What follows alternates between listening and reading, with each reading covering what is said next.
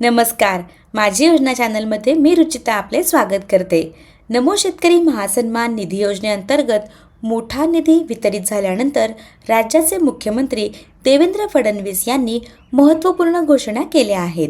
शेतकरी सन्मान निधी, सिंचन प्रकल्प आणि ॲग्रोस्टॅक यांसारख्या अनेक योजनांवर त्यांनी सविस्तर भाष्य केले आहे. पाहुयात फडणवीस यांनी पत्रकार परिषद आणि कार्यक्रमात दिलेली महत्त्वाची विधाने. मुख्यमंत्री देवेंद्र फडणवीस यांनी माहिती दिली की महायुतीच्या सरकारने नमो शेतकरी महासन्मान योजना सुरू केली असून केंद्र सरकारच्या ₹6,000 सोबत राज्य सरकारही ₹6,000 देते. यामुळे महाराष्ट्रातील शेतकऱ्याला वर्षाला ₹12,000 मिळतात. एका क्लिकवर आज 91,65,156 शेतकऱ्यांच्या खात्यांमध्ये 1,892 कोटी 61 लाख रुपये जमा करण्यात आले आहेत.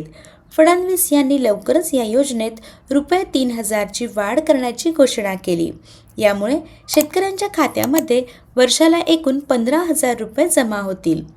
फडणवीस यांनी शेतकऱ्यांच्या सक्षमीकरणासाठी विविध योजनांचा उल्लेख केला. 1. कृषी आणि सिंचन. जलयुक्त शिवारसारख्या योजनांद्वारे जलसंधारणाचे काम केले. केंद्र सरकारकडून मंजूर करून आणली आणि विदर्भातील अडकलेल्या 79 प्रकल्पांवर ₹25,000 कोटी खर्च केले. या योजनेत आता दुसऱ्या टप्प्यात संपूर्ण विदर्भ आणि मराठवाडा कव्हर केला जात आहे. यात शेततळी, ठिबक सिंचन, कृषी अवजारे यांचा लाभ दिला जातो. 2. नदी जोड प्रकल्प. मोठी योजना. धरणातून वाहून जाणारे 100 TMS पाणी अडवून वैनगंगा नदीचे पाणी बुलढाण्यातील नळगंगेपर्यंत नेण्यासाठी 550 किलोमीटरची नवीन नदी तयार करत आहोत. यामुळे नागपूर, वर्धा, अमरावती, अकोला असे 7 जिल्हे जोडले जातील आणि 10 लाख एकर जमीन ओलिताखाली येईल. फडणवीस यांनी कृषी क्षेत्रात तंत्रज्ञानाचा वापर वाढवण्यावर भर दिला.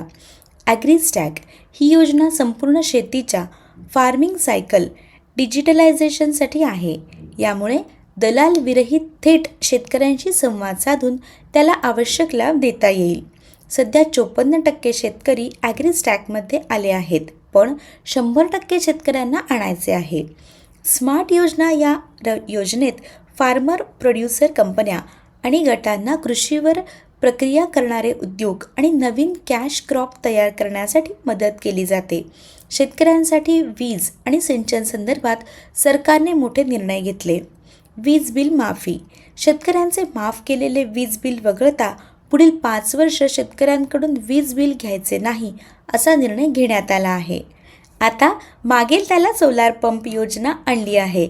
शेतकरी नोंदणी केल्यावर 1 ते 1.25 महिन्यात त्याला पंप बसवून दिला जातो. या पंपासाठी शेतकऱ्याकडून केवळ 10% आणि अनुसूचित जाती जमातीसाठी 5% पैसे घेतले जातात. बाकीचे अनुदान केंद्र आणि राज्य सरकार देते. केंद्र आणि राज्य सरकार शेतकऱ्यांच्या प्रती पूर्णपणे समर्पित आहे. नमो सन्मान निधी योजनेत मोठी वाढ होणार असल्याने शेतकऱ्यांचे उत्पन्न वाढण्यास निश्चित मदत होईल. शेतकऱ्यांचा विकास होत राहावा यासाठी सरकारचा प्रयत्न असेल, असे फडणवीस यांनी स्पष्ट केले. मी रुचिता या महत्त्वपूर्ण माहितीसह इथेच थांबते. माझी योजना चॅनलला सबस्क्राईब करायला विसरू नका. धन्यवाद.